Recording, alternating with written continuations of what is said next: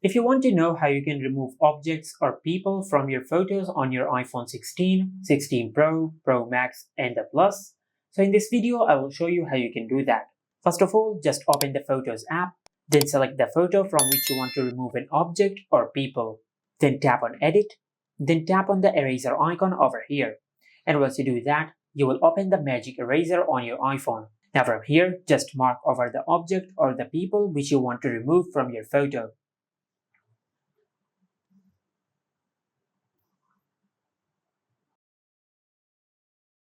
And after you do that, you will remove the selected object or the people from your photos.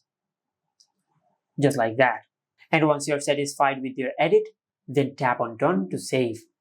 And this is how you can remove objects or people from your photos on the iPhone 16, 16 Pro, Pro Max, and the Plus. Make sure to like, comment, and subscribe. Thank you for watching.